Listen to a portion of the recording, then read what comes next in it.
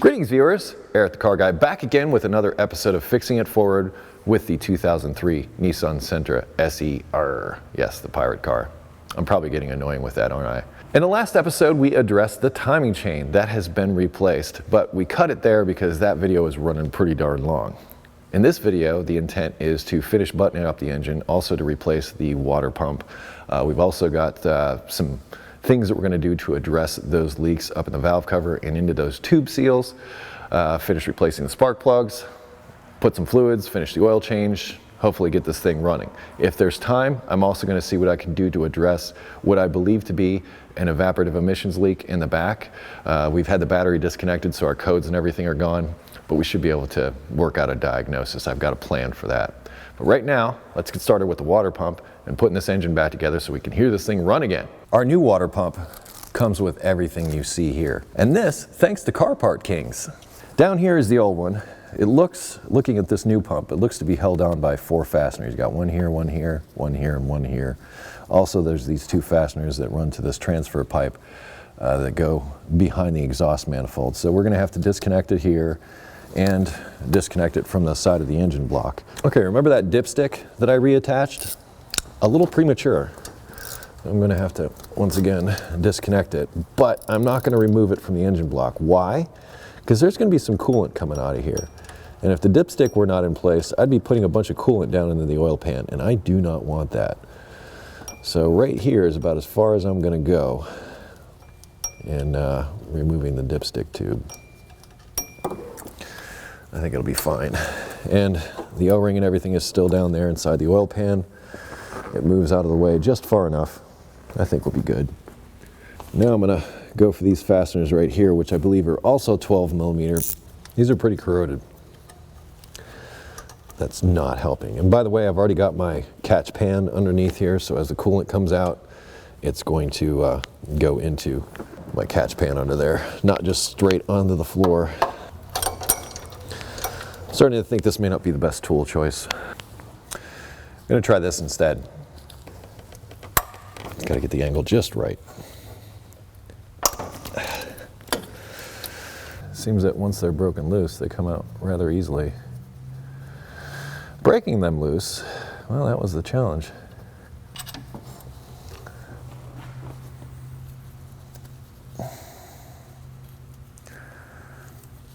The power of vice compels you.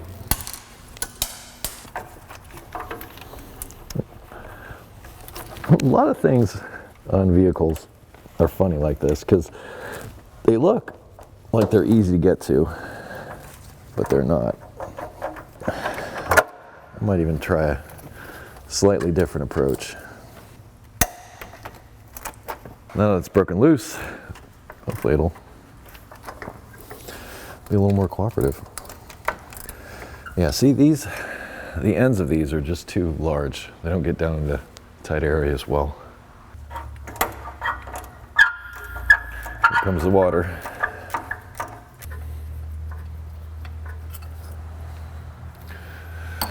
Make sure that's getting into the pan.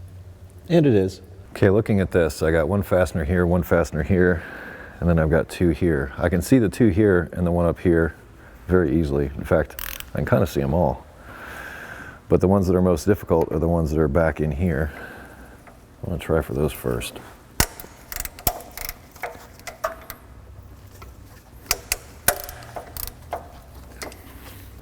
With the alternator out of the way, this isn't that difficult. I think cleaning up is going to be the hardest part.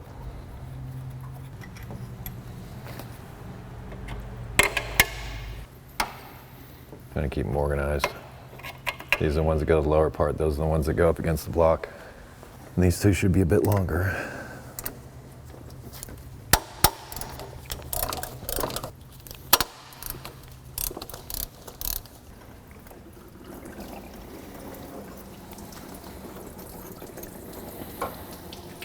Bottom one.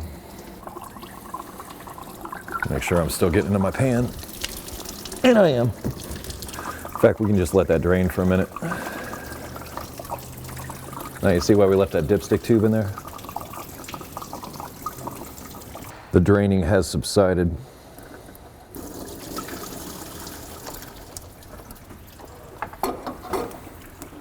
there we have it, the old water pump. Ah, so nice to see those steel gaskets. We're not gonna have to mess with those too much. We'll be able to put the new one right on there. Was this one bad? Not really. I just took it as a target of opportunity. I was gonna be in here anyway. Figured I might as well take care of it now.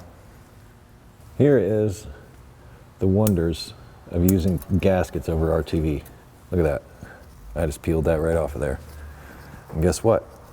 There's really nothing to speak of to clean up there. I'll hit it with a little bit of emery cloth, both there and on the engine block.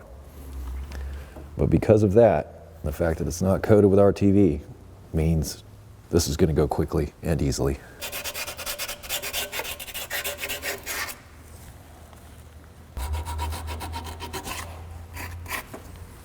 That should be good. The new gaskets are not steel like the old ones were. I thought about using gasket adhesive, but I don't think I need to. I think I'm going to be just fine if I do things like when I run this bolt through, if I just use that to hold the gasket in place and use no sealer or anything. In fact, I can come in here through the bottom also. And that way that's held in place enough like it is. As far as this one over here, I might be able to get away with the same thing. It's got a little bit of movement to it, which means I might be able to slide that gasket down in there. I'm going to give that a try anyway, but I don't want to use sealers or anything like that. Just going to let the gasket do its job.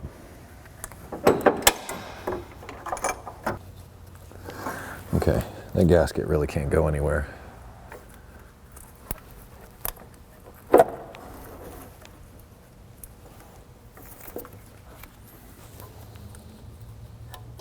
This back one's proven to be a bit more tricky because I can't quite see where I'm at. And there's all kinds of stuff in the way, including a cameraman. Maybe I'll have more luck if I start down here.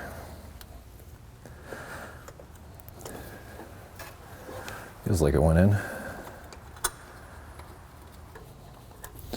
That one went in. The bottom one feels slightly cross-threaded. This one went in fine. This one's going in better now. Looks like the gasket's also in place. So we'll be able to get our other fasteners started, run everything down. And there's actually no way to do this without removing the alternator because that's where the alternator fastens to. I kind of like that they gave me an entire housing. I was thinking I'd just get this part of the water pump from here up. But having the whole housing, that's kind of nice. I like shiny new parts. To prevent over tightening, I'm going to be using 1/4-inch tools. Less leverage means you can't apply as much torque. We just need enough to compress the gasket so that it can do its work.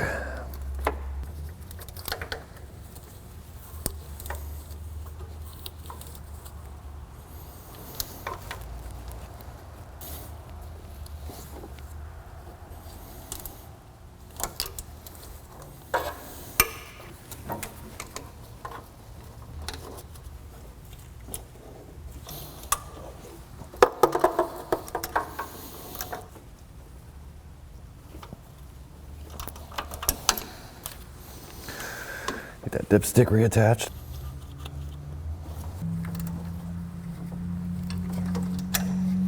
Found it. I'm making electricity. It's shocking.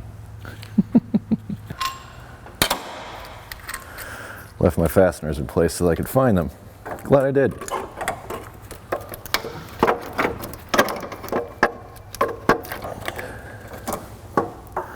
It's just a through bolt. Goes through that boss that is in the top of the water pump that we just installed. The top one just goes up here.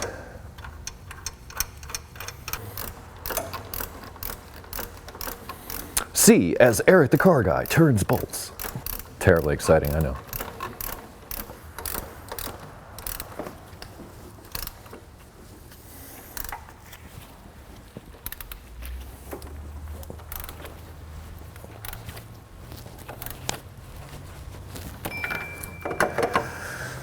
Huh.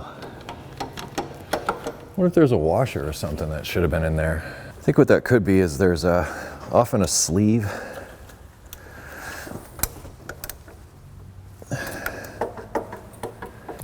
Shouldn't be like that.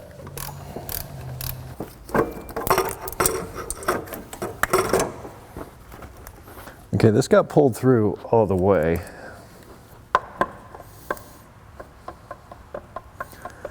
Looks like there's quite a bit of play there. I guess I just have to keep tightening that, because it may have been like that when I took it off, because this has the same amount of, a significant amount of slop actually. I don't want to put it back that way.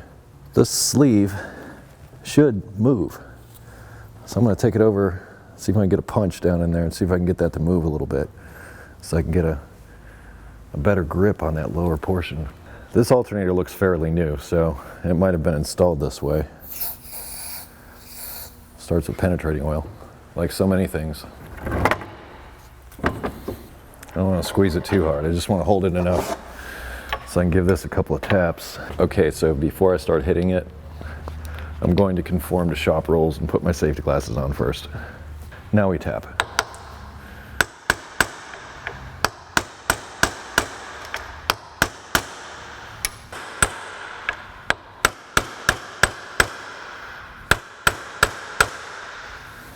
So I put this over on the vise.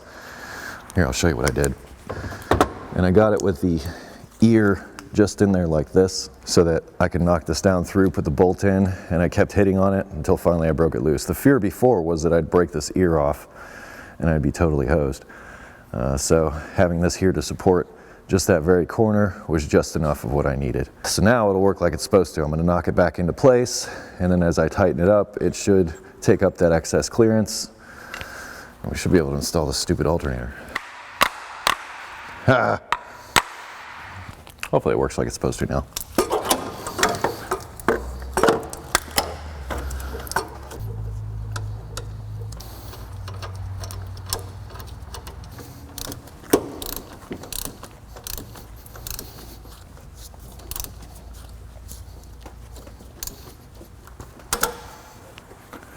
Finally.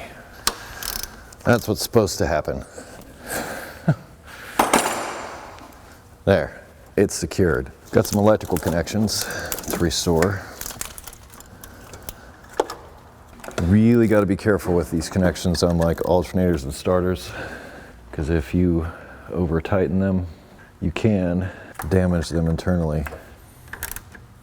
So I'm just snugging this down. It's got a lock washer on it. If I started cranking on this, I'd break that terminal. That would be bad.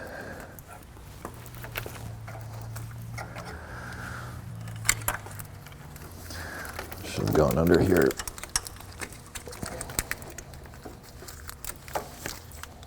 Don't want that to go away.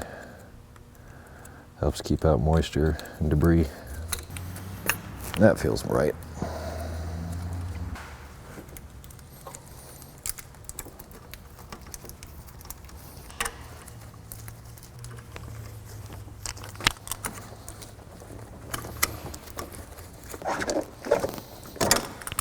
This other connection goes down to the AC compressor. You may remember from a previous episode that this fastener had gotten broken, and I had gently massaged the AC lines out of the way, which I'm undoing now. There are a couple of electrical connections. There are two grounds that are going to go to this timing cover, and then there's this connection to the solenoid, which actually that's a coil pack connection, but there should be somewhere. Yeah, there's the one for the solenoid for the variable valve timing. Got two of these harness grounds that go to the timing cover. 10mm fasteners. Well, actually technically they're 8.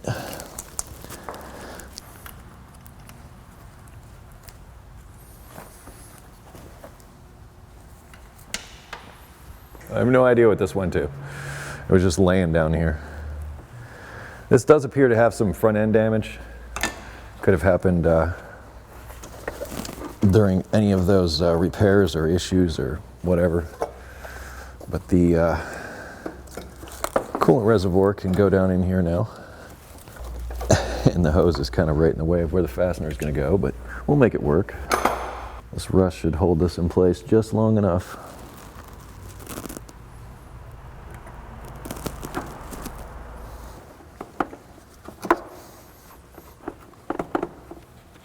Yeah, it's in there.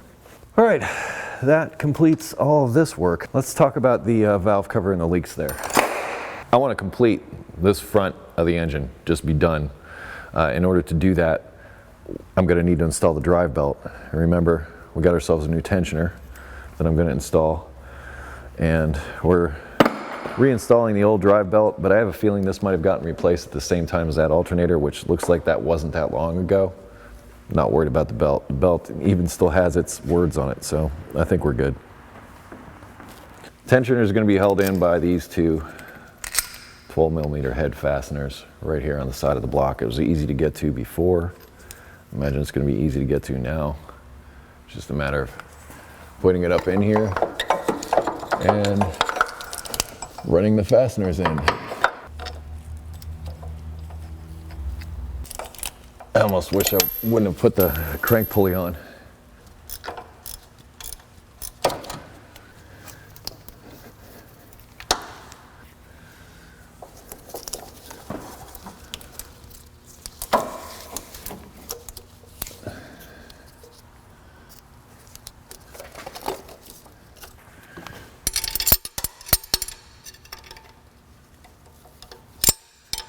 Oh, thanks for changing the size on me.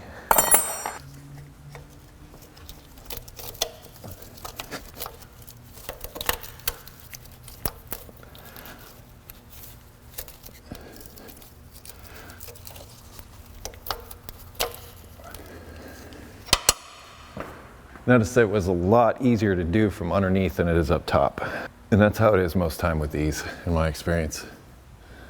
Especially if the tensioner is down low like this.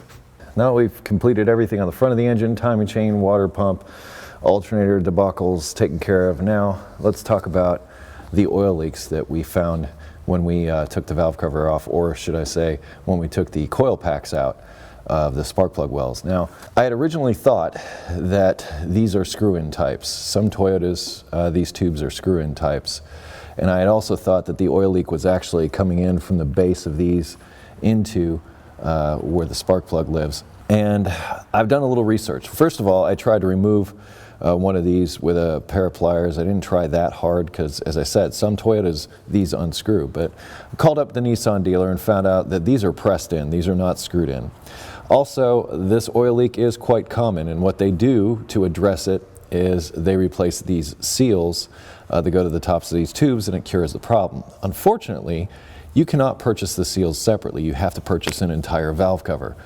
That's not cool. The valve cover was kind of pricey, but purchased thanks to Fixing It Forward money, so the viewers contributed to this new valve cover for this vehicle, so thank you for that. But we are going to install a new one. I have the new one here already. We need to swap a couple of things over from one to the other. It came with a new valve cover gasket, so we'll be able to replace that at the same time, and then we have a new set of plugs to go in as well. I'm going to be reusing the old coil packs. I don't have a problem with that. I'm just trying to get some of the dirt off the edges here so that our valve cover can seal properly. But let's go over to the bench and I will show you the issue with the old valve cover seals. See, it's obvious that these seals are bad. This is just sort of cracked and dry rotted away. They're all like this. So they just, as you go through, they just disintegrate. They've gone through enough heat cycles, and oil when it gets old gets acidic and just kills rubber parts, but that one being the worst of the bunch. But as you can see, I don't have to make much effort, and these just come apart. So that used to be a rubber seal, now it's nothing but crusty, unsealing garbage. Therefore, we have this guy. New pliable rubber seals, which is what we need. New valve cover does not come with an oil cap, so that's got to get transferred over, but also this PCV, I think that might even be the valve. Now, the closest I could find was a 15/16 socket for this. It's not quite 100%, although that didn't seem to take much to knock that loose, unless that broke. No, it didn't. Kind of gross. Shakes though. I'm gonna put a little bit of cleaner down in there just to make sure it moves. I don't have a new valve, but a little bit of cleaner down there I think will help free it up if it is sticking. Using throttle cleaner for this operation. Here's a new part. This is all plastic. Remember, it's plastic. Be careful with it.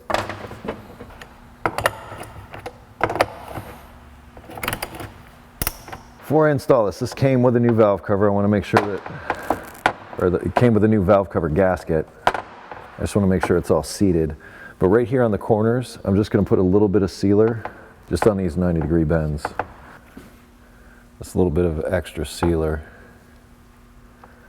is helpful in these areas. Doesn't need a lot, just a little.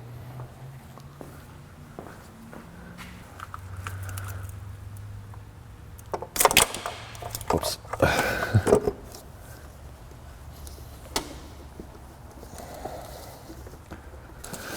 These new seals really seal.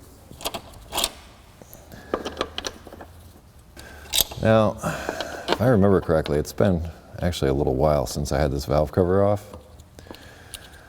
There was one fastener that was missing, and it had like all these washers, and it had this metal sleeve down inside the valve cover. So I'm going to reinstall that one here. But the rest are all pretty much the same length.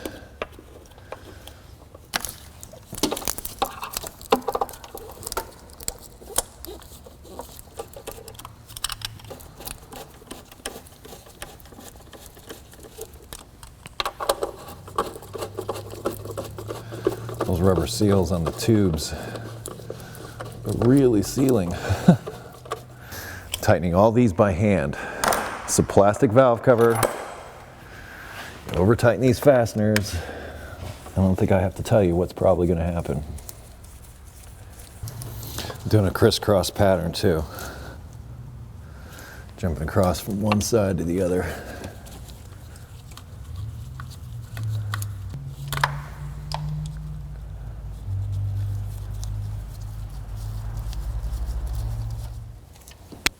This connection to the PCV back here, crusty as it is.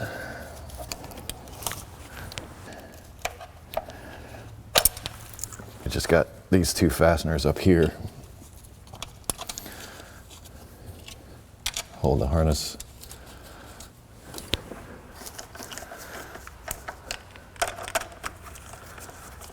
I am not going to attach this yet. However, I will get these in place. I definitely want to make sure that I don't forget my electrical connections. There's two of them down here.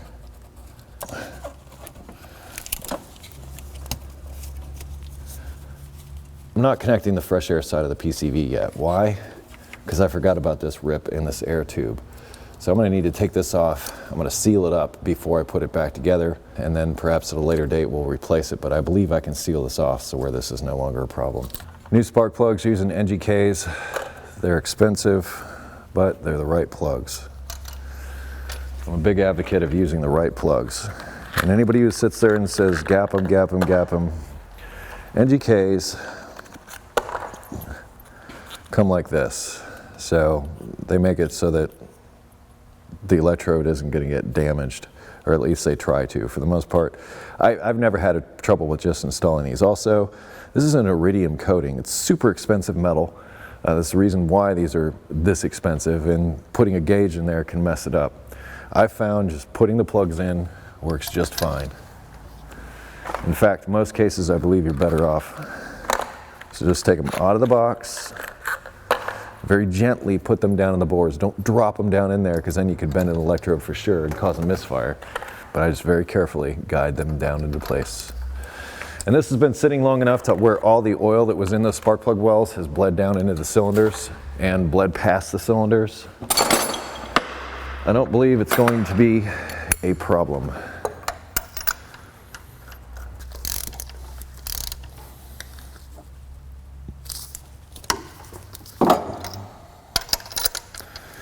And maybe about a quarter turn past tight.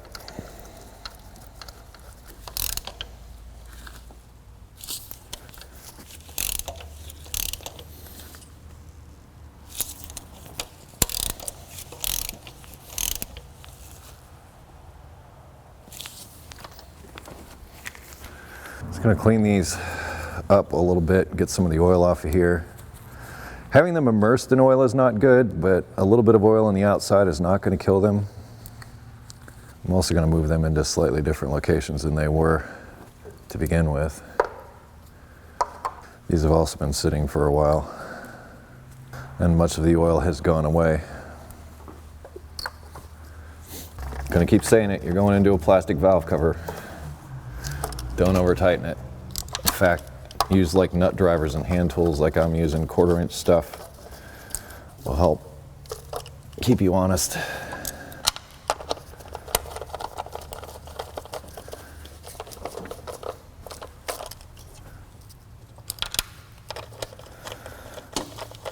Before I go further, I want to put the oil in.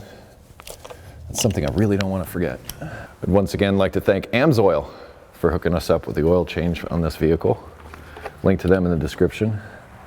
I'm also going to put a link to the GoFundMe that people donated to, which bought this valve cover, and also the belt tensioner was also purchased by viewer contributions, or with viewer contributions. The water pump, once again, came to us via Car Part Kings, and the plugs were viewer provided.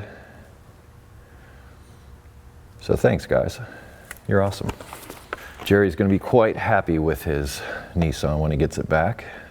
I'm probably going to have to add a little bit of oil. I'll start this up and I'll check the level after it runs for a little bit. But since I had the oil pan off, we might have to add up to about a quart to help top it off.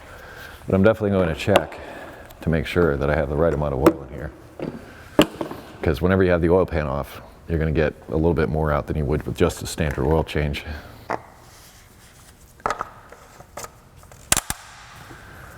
It's making our new valve cover look bad. Don't do that. We're gonna throw an engine cover over it anyway. I've already loosened this clamp up. Gonna disconnect the mass airflow sensor. Also, just gonna take this whole piece off. I think we'll pick one of these up. I'm pretty sure we'll be able to find it.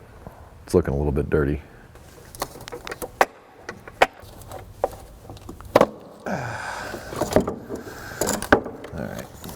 Here's the problem.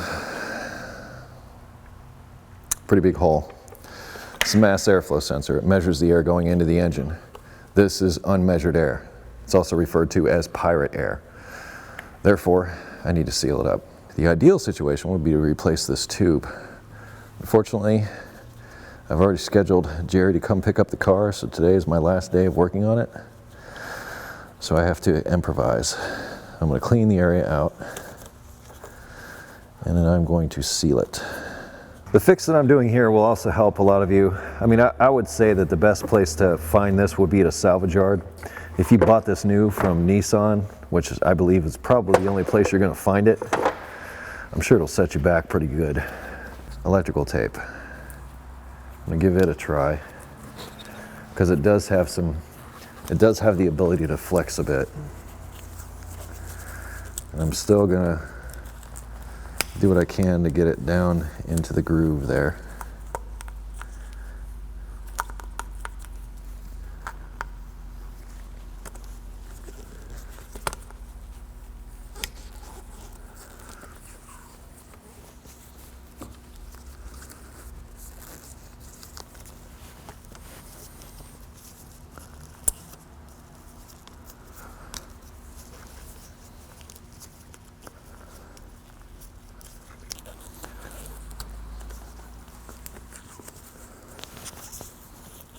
and just sort of building it up from the inside out.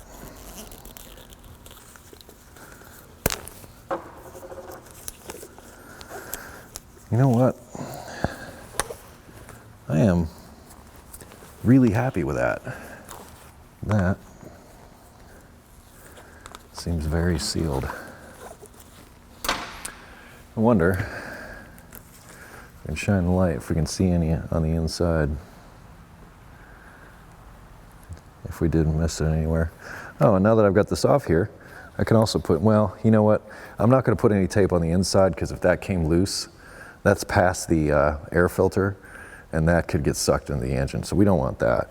I'm really happy with this, but cameraman Brian would like to see a little bit more, which cameraman Brian's the first viewer. So if cameraman Brian says, hey, a little bit more, I'm sure somebody out there might be saying the same thing. So I tend to take cameraman Brian at his word sometimes. And we'll just, I mean, it's not going to hurt. Add just a little bit more to the outside here.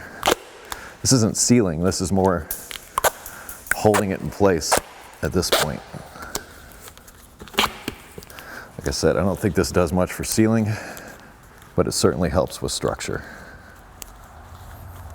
And that's not a bad thing. Silicone spray, what little I have left.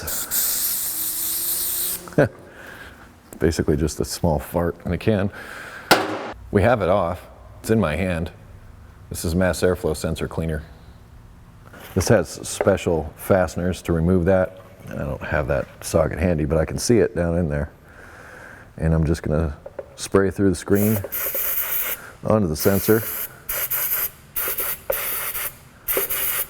And this could help improve some idle situations. Might also help improve air-fuel mixture. A little bit of silicone lubricant on the outside here will help it go on easier. I'm putting this back in here temporarily. It's not going to be anything to change that out here in a minute.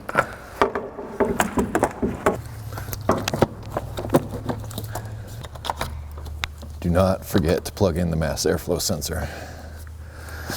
That would be a pretty large mistake.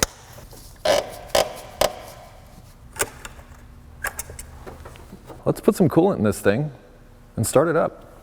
Peak provided us with coolant for a previous Fixing It Forward project. I have some left over. I'm using it for this one. Thanks, Peak. Also links in the description. Fixing It Forward has a lot of friends. I like that. It's already a 50-50 mixture.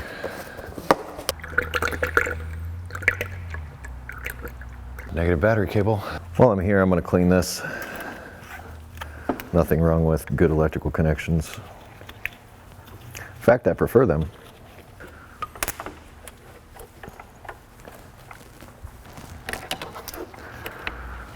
Never been fond of these battery terminals. And this is why. It's tight enough for now, I guess. I either fixed it or completely destroyed it. We're about to find out. This is the first time starting it up, post timing chain, post all the water pump, everything that we've done. It's the first time firing it up. And I'm probably going to get some smoke out the back, so I may need to open the back door, but I want to leave it on the lift so I can look for any leaks or check anything out like that. I'm also going to turn the heater all the way up to high and turn the fan for the HVAC off. Here is nothing. I may have to pedal a little bit, so that's why I'm in here now. I'm going to let the fuel pump prime.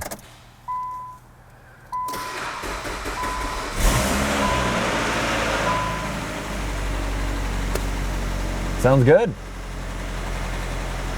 A little ticky at the moment, but let's let the oil pressure build up.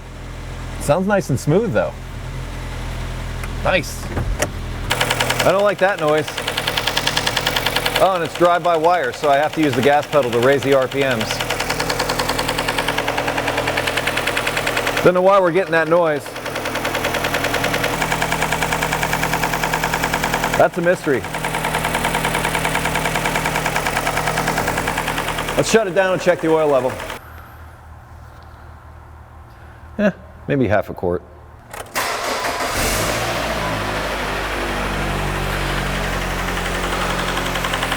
Oil's at the right level.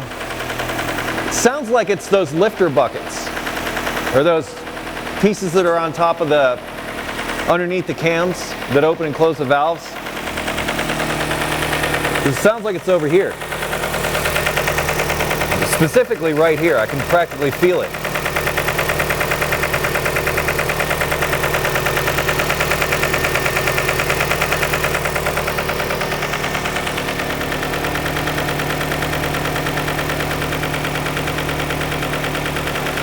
What if it's the valve cover?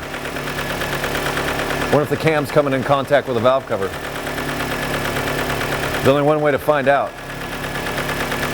It feels like and sounds like the cam is hitting the valve cover. There's only one way to find that out, and that's take apart what I just put together.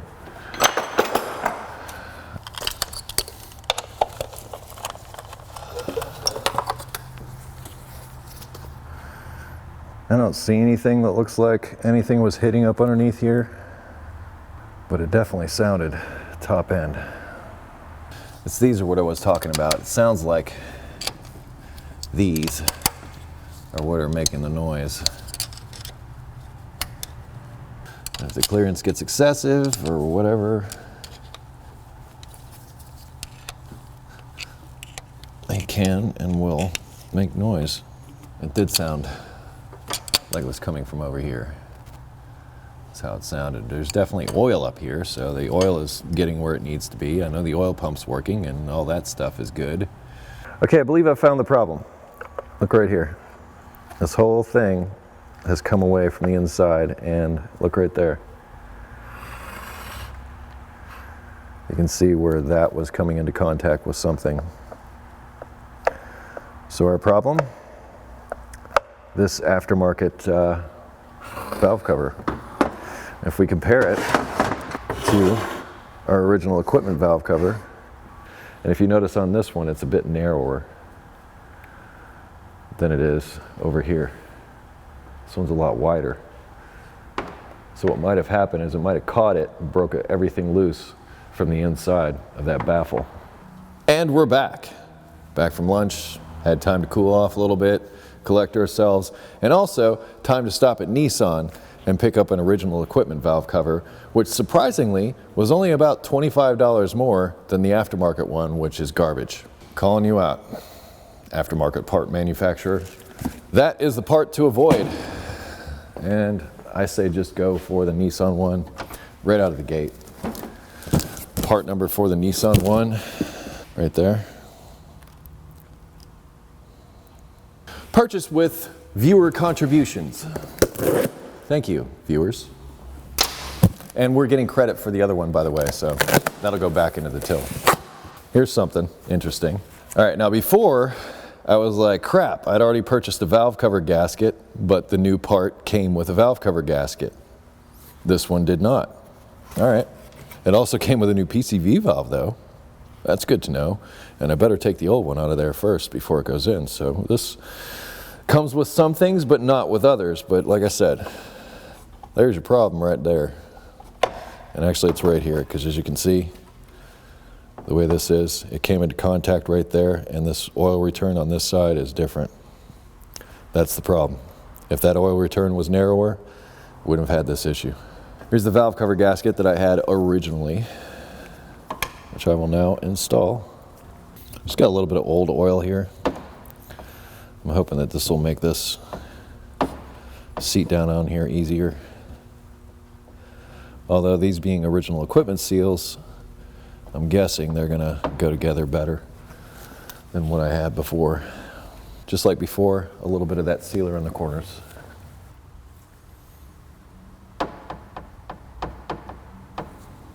Here we go. Oh, a little bit of oil.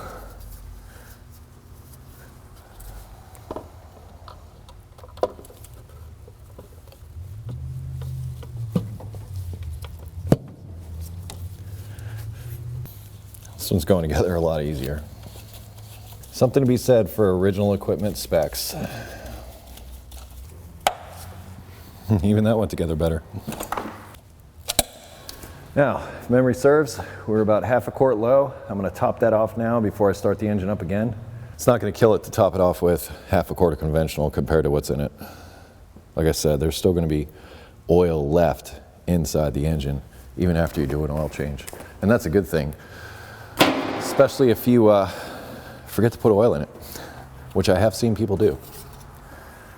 And they get a little ways and then they realize it and then they come back, and because there was just a little bit of oil in the engine, they were okay. Oh, spot on. No whammies. Ha! That's how it's supposed to sound.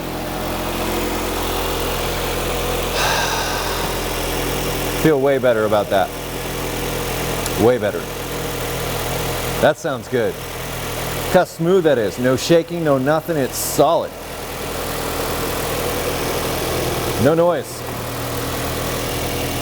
Above all else, no noise. That there sounds like a happy engine. I like to win. I feel like I won.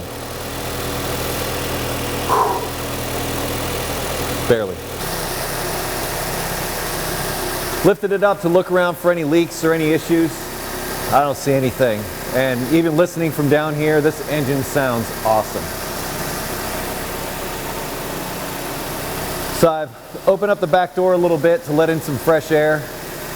I'm going to let this down, bleed the cooling system out, and we're probably going to wrap this video up.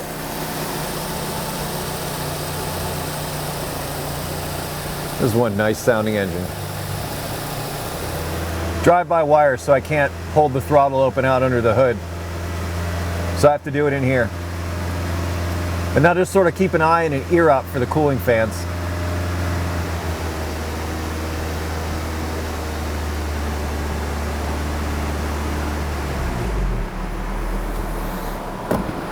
We've got fan. Both working too. Whoops. I used to be better at this. That's one happy sounding engine. The engine cover, we can't forget about the beauty. The two longer ones go on the outside, if I remember right. The shortest one goes up top there. Longer ones, there's two of them, and there's a single shorter one. Now that may be because one of the other ones went missing once and got replaced. I don't know. One more cover up inside the wheel well that hasn't been on in a very long time.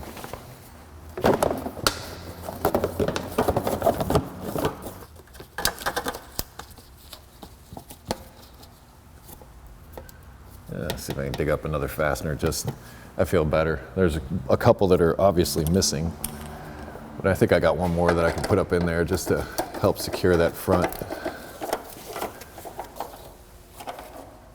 Right back with another fastener. Been a while since that one's been used. We'll just make short work of it. There we go. Well, there it is.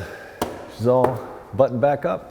I realized early on in the video I had mentioned that we would be putting tires on and also addressing the check engine light. However, given the difficulties that I ran into with the alternator and also the whole valve cover debacle, I think there's plenty in this video, and I'm going to save those for another video. So to be continued, if you will. But we are getting ever closer to the end with this Nissan. Now I know I could go on and probably fix every little thing on this car, but we're going for the broad strokes. And right now, that timing chain was a huge deal. Water pump, also done. Engine runs great, quiet, awesome. Mission accomplished.